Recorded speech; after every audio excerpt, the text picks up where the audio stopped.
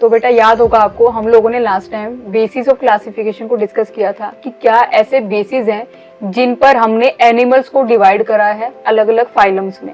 आपको याद होगा हम लोगों ने डिस्कस किया था। तो क्या क्या वो बेसिस थे आपको याद होगा। पिछली वीडियो अगर आपने नहीं देखी तो जरूर देखना पिछली वीडियो। तो आज हम लोग जो डिस्कस करेंगे वो हम डिस्कस करेंगे फाइलम्स के बारे में, ठीक है। जो हमारे एनिमल्स हैं उनको आप बोलोगे 11 फाइलम्स में डिवाइड किया गया है, 11 फाइलम्स में।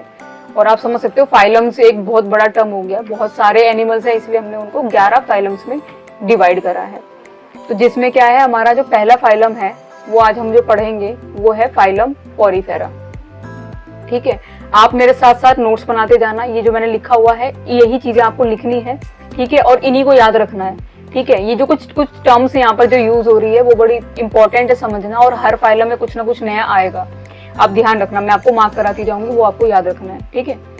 तो सबसे पहली चीज देखो, हमारा फाइलम पोरीफेरा है सबसे स्टार्टिंग में। इसमें बोला हुआ है कि जो फाइलम पोरीफेरा है इसके जो मेंबर्स हैं वो कॉमनली उनको स्पॉन्जिस कहा जाता है। वो स्पॉन्ज जैसे होते हैं इसलिए उनको क्या कहा जाता है, उनको स्पॉन्जिस कहा जाता है, ठीक है। दूसरी चीज कि जो ये पोरीफेरा के जो मेंबर्स हैं वो जनरली मराइन होते हैं, ठीक है, मैराइन होते हैं, एंड मोस्टली एसिमेट्रिकल होते हैं। आपको याद होगा हम लोगों ने बेसिस ऑफ क्लासिफिकेशन में एसिमेट्रिकल के बारे में डिस्कस किया था। एसिमेट्रिकल का मतलब क्या होता है कि आप इनकी बॉडी को किसी भी प्लेन में कट करने की कोशिश करोगे, सेंट्रल प्लेन से किसी भी में कट करने की कोशिश करोगे तो आपको दो इक्वल हाफ्स नहीं मिलेंगे इसमें, यानी ये एसिमेट्रिकल है, इनमें आपको इक्वल हाफ्स नहीं मिलेंगे। अगली चीज क्या है, देखो ये भी हमने बेसिस ऑफ क्लासिफिकेशन में ही पढ़ा था कि इनके अंदर सेलुलर लेवल ऑफ ऑर्गेनाइजेशन पाया जाता है।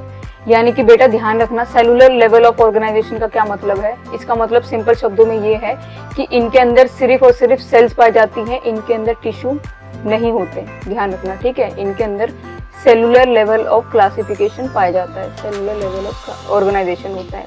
यानी कि हम क्या कह सकते हैं कि इनके अंदर सेल है, यानी कि इनके अंदर टिश्यू नहीं है। तो यहाँ याद रखना कि इनके अंदर जो टिश्यू है, नो टिश्यूज, कोई भी टिश्यू जो है वो नहीं है, ठीक है, याद रखना। टिश्यूज नहीं पाए जाते, सिर्फ और सिर्फ सेल्स के लेवल पे ही इनकी पूरी बॉडी बनी हुई है, ठीक है। आपको पता है हायर ऑर्गेनिजम्स के अंदर क्या है, टिश्यूज होते हैं, आगे ऑर्गन्स होते हैं, वो सब चीजें हैं। अब स्पॉन्जीज जो हैं इनके अंदर पानी का वाटर ट्रांसपोर्ट का सिस्टम होता है, वाटर ट्रांसपोर्ट सिस्टम कहते हैं, या फिर हम उसको क्या कहा जाता है, कैनाल सिस्टम कहा जाता है। बेटा इनकी बॉडी में पानी है, एक जगह से दूसरी जगह तो जाएगा, और वो पानी एक जगह से दूसरी जगह कैसे जाएगा, बहुत वेल, आप बोलोगे ना वेल डेवलप्ड बॉडी तो होती नहीं इनकी, तो एक जगह से दूसरी जगह इनका जो बोलोगे बॉडी में पानी कैसे जाएगा, उसके लिए एक सिस्टम बनाया गया है जिसको क्या कहते हैं हम लोग, कैनाल सिस्टम कहते हैं, ठीक है। क्या किस लिए होता है, वो वाटर के ट्रांसपोर्ट के लिए होता है, ठीक है। तो याद रखना क्या होता है, वो कैनाल सिस्टम होता है।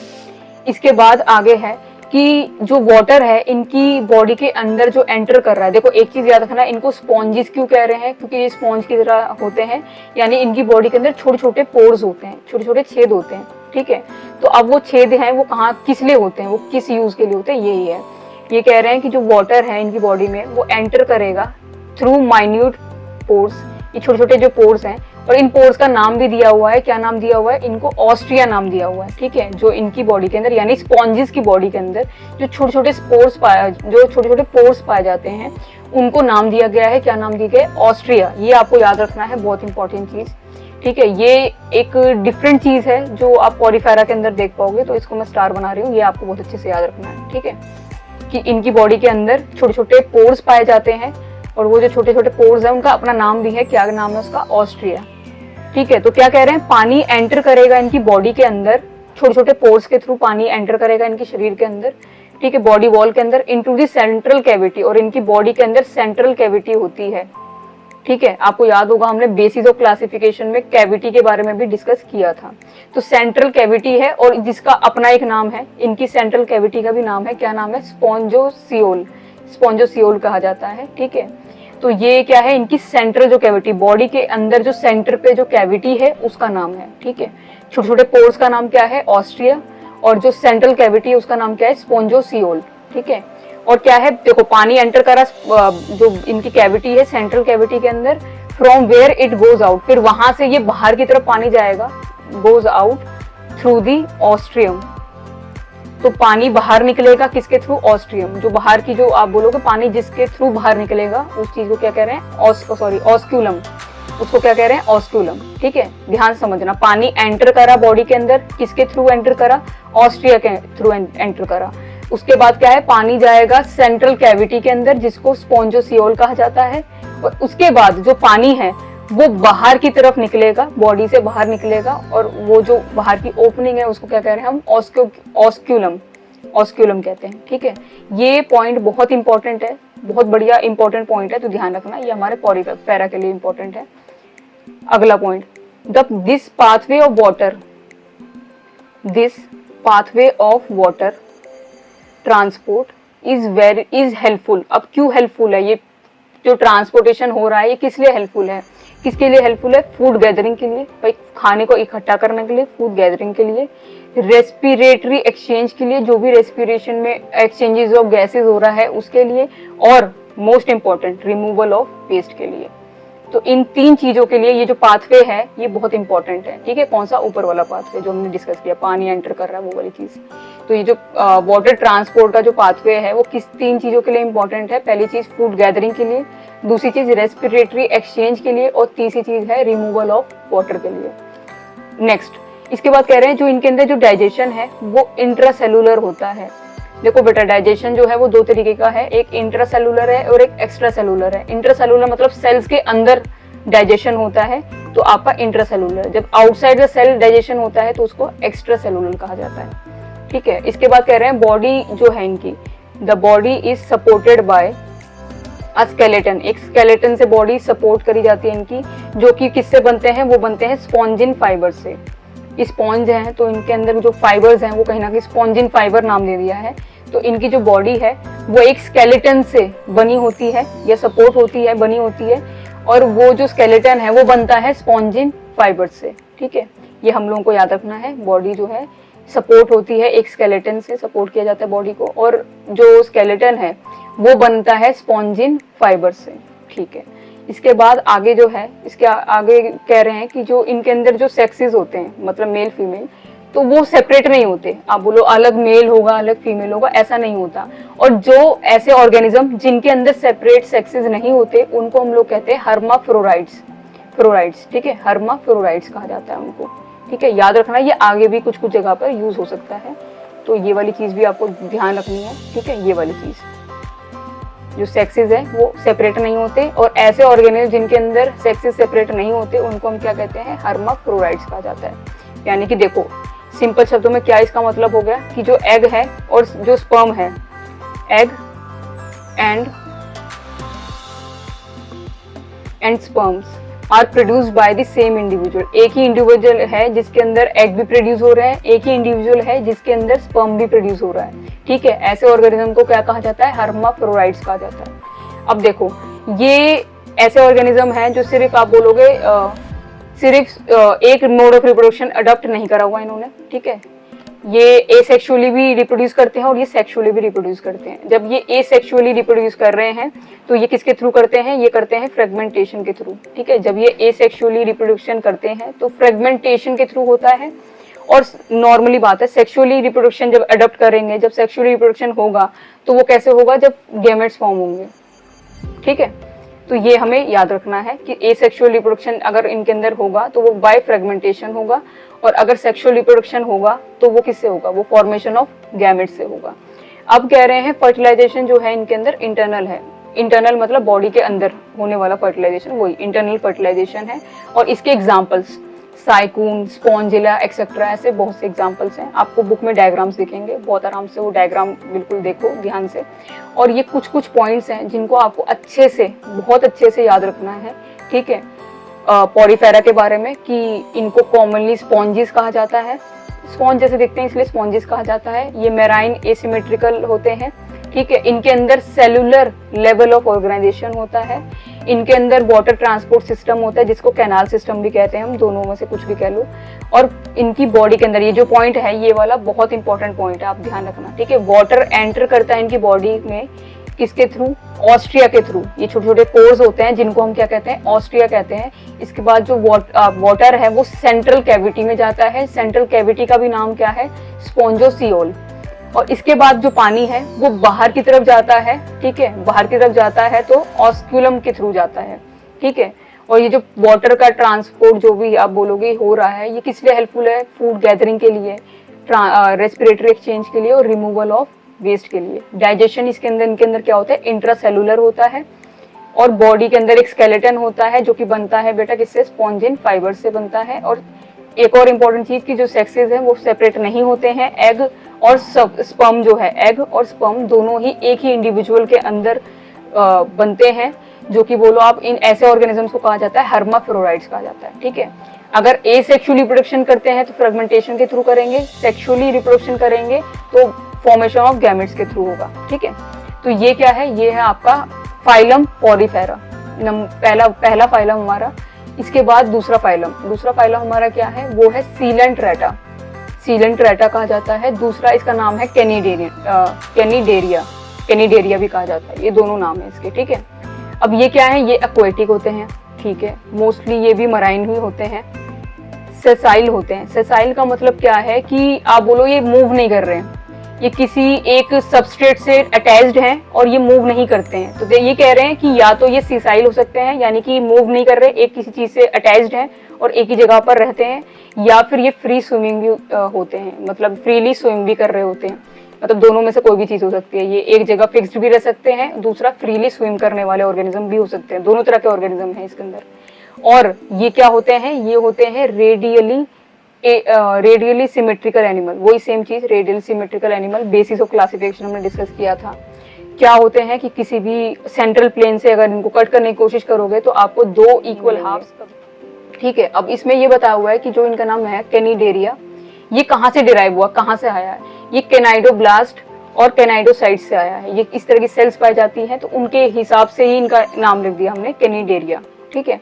अब ये जो कैनाइडोब्लास्ट है जो, ठीक है, आर यूज फॉर एंकरेज, एक सपोर्ट देने के लिए यूज होता है, डिफेंस के लिए यूज होता है, भाई अपना बचाव करने के लिए यूज होता है, and for the capture of prey, कोई प्रे को कैप्चर करने के लिए होता है। इनको फूड की रिक्वायरमेंट हो, कैप्चर अपने से छोटे ऑर्गेनिज्म को, किसी को प्रे को कैप्चर करने के लिए यूज होता है, ठीक है। कौन क्या?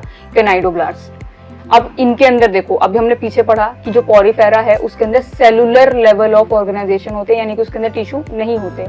पर इनके अंदर देखो, इनके अंदर टिश्यू लेवल ऑफ ऑर्गेनाइजेशन होती है, यानी कि इनके अंदर टिश्यू है, टिश्यू लेवल ऑफ ऑर्गेनाइजेशन है। पर आपको पता है ये बहुत ज्यादा हाई लेवल ऑफ ऑर्गेनाइजेशन नहीं है, सेकेंड लेवल है टिश्यू लेवल, ठीक है।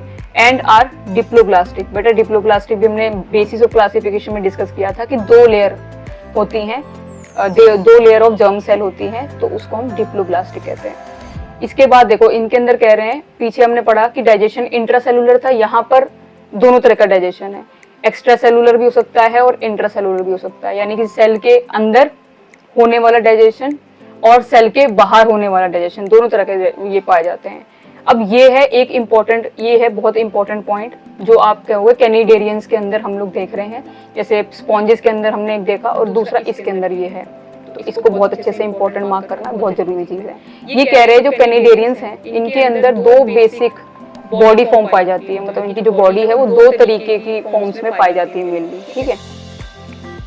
तो देखो दो फॉर्म्स हैं, क्या क्या है? एक पॉलिप है और एक मेड्यूसा है। ये दो तरीके की फॉर्म्स में इनकी बॉडी पाई जाती है। अब होती क्या है? देखो जो पॉलिप है, पॉलिप फॉर्म, ये सिसाइल होती है। मैंने अभी बताया आपको, सिसाइल का मतलब किसी एक सबस्ट्रेट से अटैच्ड होती है, यानी नॉन मूवेबल होती है, मूव नहीं कर सकती, ठीक है। तो एक इनकी फॉर्म क्या होती है? पॉलिप होती है। पॉलिप का मतलब क्या? सिसाइल है। दूसरा सिलेंड्रिकल फॉर्म है, मतलब सिलेंडर जैसी शेप में फॉर्म में है ये, ठीक है, जैसे कि हाइड्रा और एडेम्सिया के अंदर होती है, ठीक है। हाइड्रा और एडेम्सिया के अंदर क्या होती है? पॉलिप फॉर्म होती है। दूसरी फॉर्म है मेड्यूसा। मेड्यूसा फॉर्म के अंदर क्या होता है कि इनकी शेप सिलेंड्रिकल नहीं होती, अब इनकी शेप क्या हो जाएगी? अम्ब्रेला शेप्ड हो जाएंगे ये। और ये फ्री स्विमिंग मतलब कि ये एक जगह अटैच नहीं रहेंगे, ये फ्रीली स्विम कर सकते हैं, ये मूवेबल होते हैं, ठीक है। तो ध्यान रखना दो फॉर्म पाई जाती है कैनिडेरियंस के अंदर, एक पॉलिप है और दूसरी है मेड्यूसा। पॉलिप फॉर्म क्या है? ये सिसाइल होते हैं, यानी नॉन मूवेबल होते हैं। दूसरा इनकी शेप सिलेंड्रिकल होती है। मेड्यूसा में अम्ब्रेला लाइक शेप होती है इनकी, और ये फ्री स्विमिंग होते हैं, मतलब फ्रीली स्विम कर सकते हैं, जैसे कि ऑरेलिया और जेलीफिश के अंदर होता है। जेलीफिश भी देखी होगी आपने, ठीक है। तो ये बड़ी ही इंपॉर्टेंट चीज है और ये ही अलग चीज है किसके अंदर आप बोलोगे थोड़ा अलग चीज है कैनेडेरियंस के अंदर। ये आपको बहुत अच्छे से याद रखना है इसकी 2 फॉर्म्स के बारे में, ठीक है। अब क्या है, इन 2 फॉर्म से रिलेटेड ही आगे चीज है, एक और इम्पोर्टेंट चीज है कि ऐसे कुछ कैनेडेरियंस होते हैं जिनके अंदर ये दोनों फॉर्म्स पाई जाती हैं। दोनों फॉर्म्स कौन सी, पॉलिप फॉर्म और मेड्यूसा फॉर्म, दोनों फॉर्म पाई जाती है। तो उनके अंदर कहा जाता है कि ऑल्टरनेशन ऑफ जनरेशन होता है, ऑल्टरनेशन ऑफ जनरेशन होता है, यानी कि उनके अंदर दोनों तरह की फॉर्म्स पाई जाती है और इसको हम मेटाजेनेसिस कहा जाता है। अब इसको क्या कहते हैं, इसको हम कहते हैं मेटाजेनेसिस, ठीक है, याद रखना मेटाजेनेसिस कहते हैं। कुछ कैनेडियंस हैं जिनके अंदर दोनों फॉर्म्स पाई जाती है, पॉलिप फॉर्म और मेड्यूसा फॉर्म दोनों फॉर्म पाई जाती है और उनके अंदर ऑल्टरनेशन ऑफ जनरेशन होता है जिसको हम क्या कहते हैं, आगे हम इनको कह रहे हैं मेटाजेनेसिस।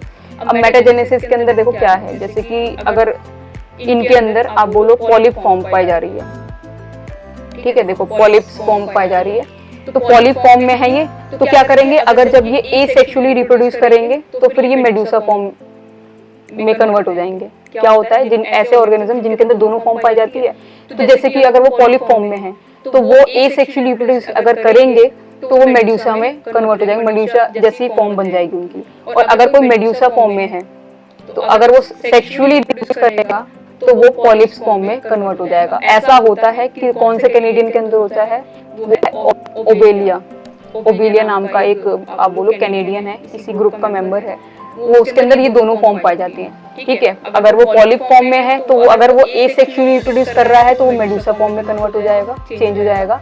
और अगर वो मेड्यूसा फॉर्म में है तो वो सेक्सुअली रिप्रोडक्शन करेगा तो वो पॉलिप्स फॉर्म में कन्वर्ट हो जाएगा, ठीक है। और इसके एग्जाम्पल वैसे तो काफी सारे हैं, बहुत सारे हैं, कुछ कुछ याद रखते हैं। इसका एग्जाम्पल है फाइसेलिया, एडम्सिया, ये सब इसके एग्जाम्पल्स हैं। फाइसेलिया, एडम्सिया, ये सारे इसके क्या हैं, एग्जाम्पल्स हैं। इसके बाद थर्ड फाइलम, ठीक है, वैसे तो इसमें कोई बहुत दिक्कत वाली चीज नहीं है बेटा। सेकंड फाइलम में, सेकंड फाइलम जो है हमारा ये वाला जो है सीलेंट्रेटा या फिर कैनेडेरियन, इसमें भी याद रखना आप, मोस्टली आपको क्या है इसमें बोल रहा है एक्वेटिक है, मैराइन है, सेसाइल या फ्री लिविंग दोनों तरह के पाए जाते हैं, रेडियली सिमेट्रिकल एनिमल्स होते हैं, ठीक है। इसके बाद क्या है कि आपका जो इसके अंदर कैनाइडोब्लास्ट होता है वो एंकरेज के लिए हेल्प करता है, डिफेंस के लिए हेल्प करता है और कैप्चर करने में प्रे को हेल्प करता है। इनके अंदर टिश्यू लेवल ऑफ ऑर्गेनाइजेशन होती है, मतलब पहले सेलुलर लेवल थी, अब थोड़ा सा आगे बढ़े तो टिश्यू लेवल ऑर्गेनाइजेशन हमें देखने को मिल रही है।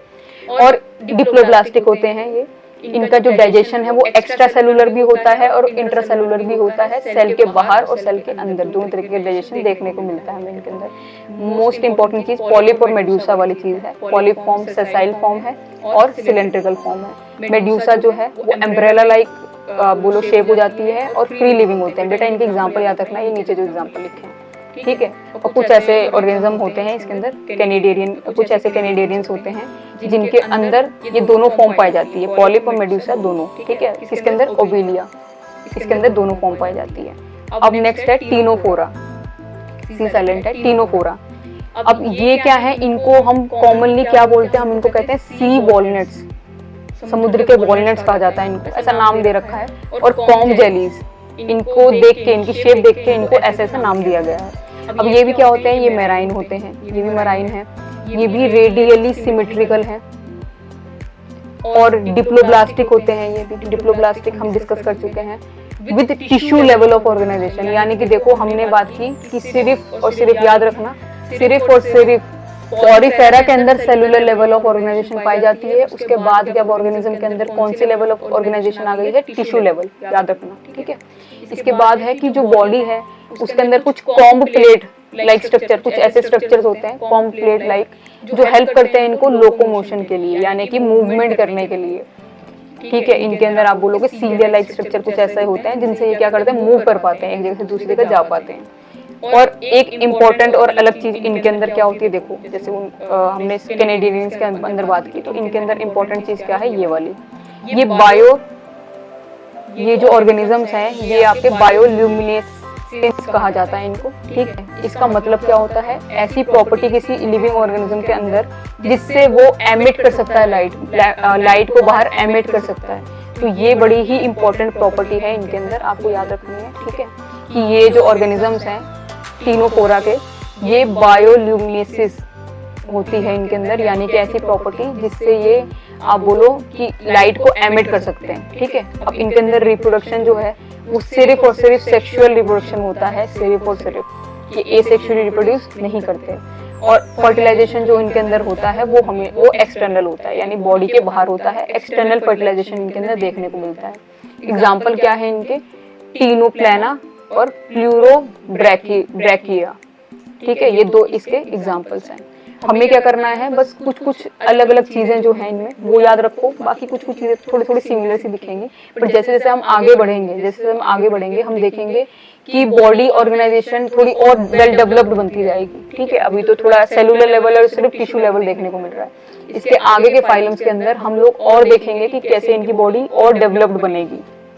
ठीक है, तो टीनोफोरा बहुत छोटा सा है, इसमें ज्यादा कुछ है नहीं, आप देख सकते हो। इनका नाम याद रखना, इनको सी वॉलनट्स या फिर कॉम्ब जेलीज कहा जाता है इनको। ठीक है, मेराइन होते हैं, रेडियली सिमेट्रिकल होते हैं, डिप्लोब्लास्टिक ऑर्गेनिजम्स होते हैं, टिश्यू लेवल ऑफ ऑर्गेनाइजेशन पाया जाता है इनके अंदर भी।